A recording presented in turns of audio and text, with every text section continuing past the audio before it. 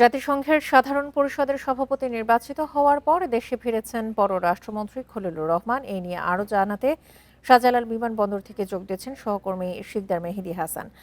মেহেদী, জাতিসংঘের সাধারণ পরিষদের সভাপতি নির্বাচিত হওয়ার পর তো পররাষ্ট্রমন্ত্রী দেশে ফিরেছেন, সে বিষয়ে এখন পর্যন্ত বিস্তারিত কি আছে?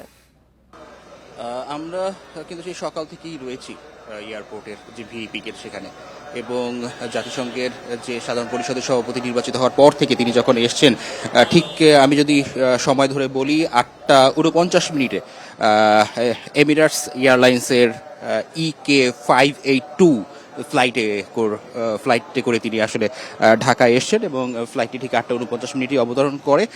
ভোগান্তি ভুলে চলে আসুন রিগালে, ওয়ারেন্টি সহ স্টাইলিশ কালেকশন নিয়ে রেডি রিগাল ফার্নিচার। তারপর থেকে তিনি এখন পর্যন্ত এয়ারপোর্টের ভিতরে রয়েছেন। কিছু আনুষ্ঠানিকতা থাকে, একটু আমরা সবসময় জেনে আসছি, এবং তারই ধারাবাহিকতা তিনিও তার সেই কিছু আনুষ্ঠানিকতা হয়তো বা সম্পন্ন করছেন, এবং কিছু সময়ের মধ্যেই তিনি সেখান থেকে বের হবেন এমন একটি সংবাদও কিন্তু আমরা এখন পর্যন্ত পেয়েছি। যদিও ঠিক কখন নাগাদ তিনি আসলে এখান থেকে বের হবেন কিংবা গণমাধ্যম কর্মীদের সাথে কোনো ধরনের কথা বলবেন কিনা সে বিষয়টি এখনো নিশ্চিত না।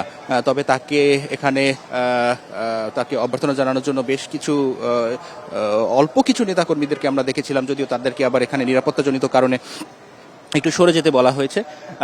এখন বর্তমানে এখানে শুধু গণমাধ্যম কর্মীদের কি থাকতে দেওয়া হচ্ছে, এবং অন্য কাউকে আসলে এখানে সেভাবে থাকতে দেওয়া হচ্ছে না। আরেকটি বিষয় হচ্ছে যে, যেহেতু জাতিসংঘের সাধারণ পরিষদের 81তম যে অধিবেশনের সভাপতি পদে যে তিনি নির্বাচিত হয়েছেন, সেখানে কিন্তু তার যে প্রতিদ্বন্দ্বী ছিল সাইপ্রাসের পররাষ্ট্রমন্ত্রীর বিশেষ দূত এন্ড্রিয়াস এস কারোসিসকে, তিনি কিন্তু 8 ভোটে আসলে পরাজিত করে তারপরে তিনি এই পদে জয়লাভ করেছেন, এবং এর পরপরই কিন্তু অন্যান্য যে সকল দেশগুলো রয়েছে সেই সকল দেশের পররাষ্ট্রমন্ত্রীরাও তাকে অভিনন্দন জানিয়েছেন, এবং তারেক রহমানও তাকে অভিনন্দন জানিয়েছেন।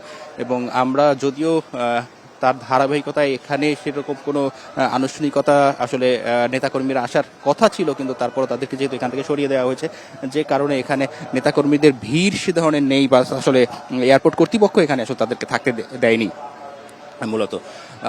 এবং যেহেতু আজকে তুরস্কের যে পররাষ্ট্রমন্ত্রী তারও এখানে আসার কথা রয়েছে, যদিও তিনি হয়তো আজকে রাতে তিনি অবতরণ করবেন এমনটি আমরা জানতে পেরেছি।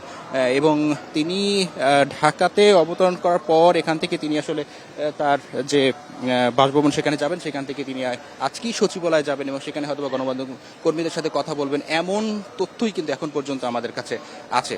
আর এরপরে যদি তিনি আসলে আমাদের সাথে আসেন, বা এখানে আমরা চেষ্টা করবো তার সাথে কথা বলার জন্য, যদি তিনি কথা বলেন সে বিষয়ে আমরা আপনাদেরকে অবগত করব। শাহজালাল আন্তর্জাতিক বিমানবন্দর থেকে জানাচ্ছিলেন আমাদের সহকর্মী শিকদার মেহেদী হাসান।